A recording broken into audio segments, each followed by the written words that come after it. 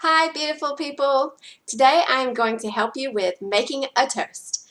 No, not the kind that you put jam on, the kind that you give at a special occasion. I'm going to focus on weddings, but of course this can be applied to any kind of special event. But I do want to say that if you have been invited to be a part of someone's wedding party, then you definitely do want to prepare a toast. You don't want to be that person that shows up and doesn't give a toast, because the people who invited you love you and they want to know, they want to, basically you're giving them your permission to share their love. And so it's very special. Before we get into it, I'm going to give you a formula, but I do want to talk a little bit about what not to do. But first of all, if you're excited about this, like I am, sharing these things, I'm going to be making more of these videos every week. And so hit that subscribe button and show me some love.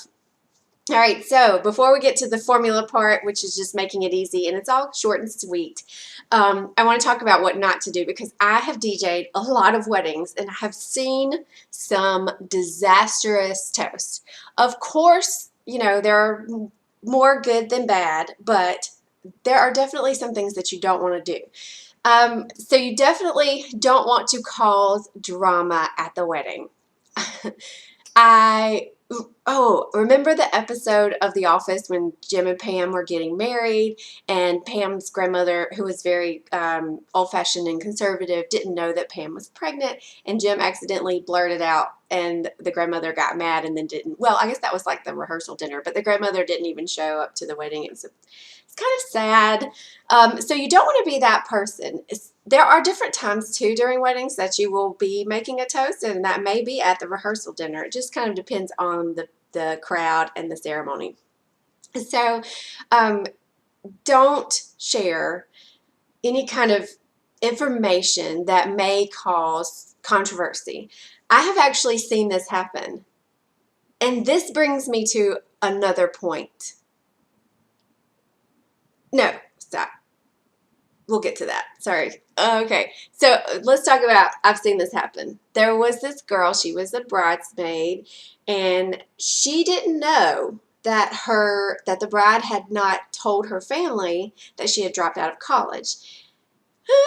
And so in her toast, because we want to be funny, and sometimes the things that we do in life, like bloopers, are, bring humor.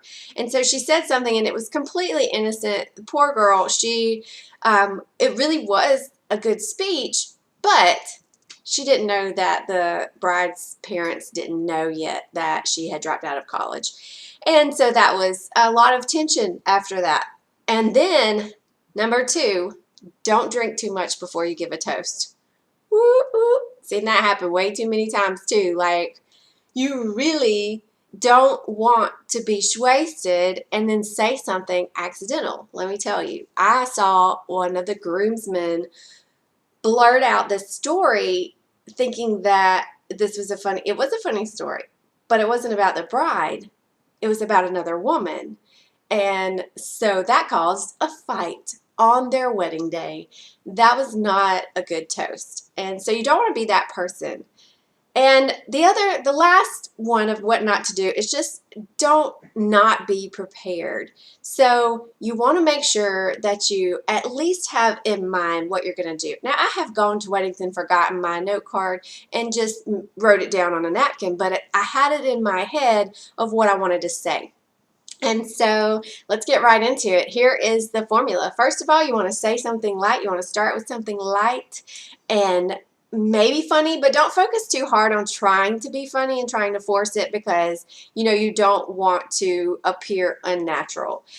So something light. Maybe start with a story about how you met or some funny experience that's happened. And then you want to lead right into number 2. So start with something light. Then you want to move into something personal that shows the character of the person that you are honoring with the toast, or the people, the couple.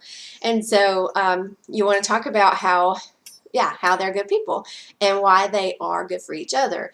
And then you want to end with just saying, everyone raise your glass to so-and-so, and kind of wrap it back up. Maybe return to your story if you can in some way, and I'll show you how to do this exactly with this example. All right, so a good example of just putting those 3 things together, those 3 elements. here is to the beautiful couple, Whitney and Susan. And I met Whitney in college. We were taking a British poetry course, and I thought, oh, who is this pretentious girl? She's up here talking about going to Oxford or something, and never would have guessed that a few days later she said, do you want to go grab some beer and pizza at Mellow Mushroom across the street? And I was like, oh, where have you been my entire college career? We became close friends after that, and she helped me through a lot. She helped me through this horrendous creative writing course with the worst instructor ever by bringing wine in a thermos. And that was all great and just, wonderful until Whitney spilled her thermos on the table and wine went everywhere. But she was calm and collected, grabbed some napkins, wiped it up like nobody's business, because that's who she is. She is always there to clean up your messes. And boy, do we have some. So I couldn't think of a better person for Susan. And especially after I met Susan, I thought they are perfect for one another. Yes. And shit, sorry, lost my train of thought. Don't do that. So yeah, Whitney and Susan, oh, I know what it was. Whitney even called me the other day and told me that she finds Susan's obsession with Cheetos adorable. Yeah, I couldn't see any two people being more perfect for each other.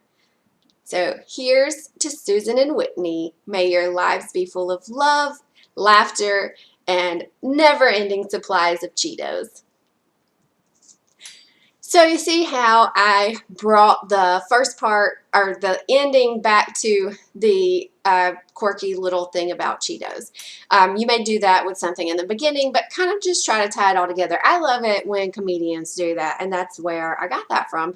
Is, I love it when some of my favorite comedians will have some topic in the middle of their set, and then they'll come back to it with a ba-da-bing ending, and I'm like, oh, I didn't see that coming, and that was clever. So yeah, that's it. That's pretty easy, straightforward. Just start with something light, have something personal, end with a toast, and wrap it all up with that toast. I hope that this is helpful, and of course, I would love it if you have any funny stories about toasting disasters, and share those in the comments with me. Again, if you haven't already, please subscribe to my channel for upcoming event planning videos. Toodaloo!